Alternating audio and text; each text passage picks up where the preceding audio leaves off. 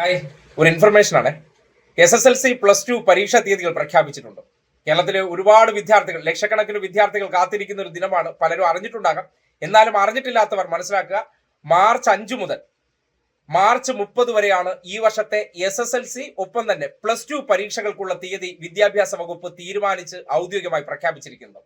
ഇനിയിപ്പോ പരീക്ഷക്കാലമാണ് 2-3 മാസങ്ങൾക്കപ്പുറം വരാനുള്ളത്. ആശങ്ക വേണ്ട, ജാഗ്രത മതി. അതിലെ വാർത്ത കേട്ടുകൊണ്ട് അല്ലെങ്കിൽ ഈ വിഷയം അറിഞ്ഞുകൊണ്ട് ഇനി മുതൽ വല്ലാതെ രക്ഷിതാക്കൾ ആദ്യം പിടിക്കേണ്ട കാര്യം, ഈ പരീക്ഷയുമായി ബന്ധപ്പെട്ട് കുട്ടികളെക്കാൾ വലിയ ആശങ്ക എന്ന് പറഞ്ഞാൽ രക്ഷിതാക്കൾക്കാണല്ലോ. അവരെ സംബന്ധിക്കുന്നിടത്തോളം അയ്യോ എന്റെ മക്കൾ പരീക്ഷ എഴുതാൻ പോകുന്നു എന്നുള്ള നിലയ്ക്കുള്ള ആശങ്കയാണ്. കുട്ടികൾക്ക് അത്രത്തോളം ആശങ്ക വരാറില്ല. എന്നിരുന്നാലും രക്ഷിതാക്കൾ അറിയേണ്ട 1-2 ഇൻഫർമേഷൻ ഉണ്ട്. നിങ്ങൾ ആ കാര്യത്തിൽ കൂടുതൽ ശ്രദ്ധിക്കുക.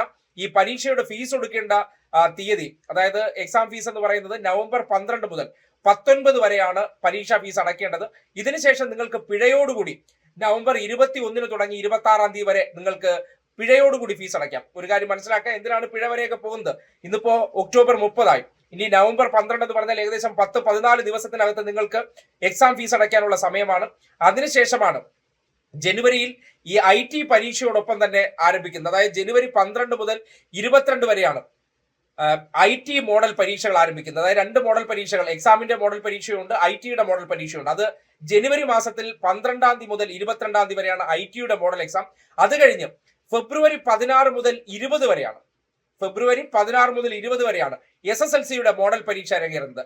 ഈ ഫെബ്രുവരി 2 ആരംഭിച്ച് 13 SSLC IT മോഡൽ പരീക്ഷകൾ സമാപിക്കുമെന്ന് അറിയിച്ചിട്ടുണ്ട്. പിന്നെ +2-ന്റെയും ഹയർ സെക്കൻഡറി, വൊക്കേഷണൽ ഹയർ സെക്കൻഡറിയുടെയും പരീക്ഷാ തീയതികൾ സമാനമാണ്. അതിന് സമയക്രമം എന്ന് പറഞ്ഞാൽ 9:15 മുതൽ 12 മണി വരെയാണ് പരീക്ഷാ സമയം. ഇതിന് മുന്നോടിയായിട്ട് ജനുവരി 22 മുതൽ ഇവർക്ക് 2ാം വാർഷിക വിദ്യാർത്ഥികളുടെ മോഡൽ പരീക്ഷകൾ ആരംഭിക്കുന്നുണ്ട്. ഫെബ്രുവരി 16 മുതൽ 26 വരെയാണ് മാതൃകാ പരീക്ഷകൾ ഹയർ സെക്കൻഡറിക്ക് വേണ്ടി നടക്കുന്നത്. ഇതിനോടൊപ്പം തന്നെ +2-കാർക്ക് ഫൈൻ ഇല്ലാതെ ഫീസ് കൊടുക്കേണ്ട അവസാന തീയതി നവംബർ 7 ഇതിനുശേഷം നവംബർ 13 വരെ ഫൈനോടുകൂടി നിങ്ങൾക്ക് പരീക്ഷാ ഫീസ് കൊടുക്കാൻ കഴിയും. ഏപ്രിൽ 6 അതായത് പരീക്ഷകൾക്ക് ശേഷം ഏപ്രിൽ 6 മൂല്യനിർണ്ണയം ആരംഭിച്ച് +2-ന്റെ റിസൾട്ട് ഏകദേശം മെയ് 22 പ്രഖ്യാപിക്കുമെന്നാണ് അറിയിച്ചിട്ടുള്ളത്. എന്നാൽ SSLC-യെ സംബന്ധിച്ച് നോക്കുകയാണെങ്കിൽ മൂല്യനിർണ്ണയം 2026 ഏപ്രിൽ 7 മുതൽ 25 വരെ നടക്കും.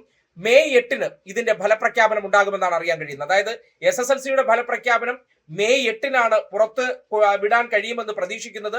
അത് തീരുമാനമായിട്ടില്ല. എന്നാൽ +2-നെ സംബന്ധിച്ച് നോക്കുകയാണെങ്കിൽ അത് മെയ് 22 മൂല്യനിർണ്ണയം പൂർത്തീകരിച്ച് ഫലം പ്രഖ്യാപിക്കാൻ കഴിയുമെന്നുള്ളതാണ് വിലയിരുത്തൽ. അപ്പോ ഒരു പരീക്ഷക്കാലമാണ് കടന്നു വരാൻ പോകുന്നത്.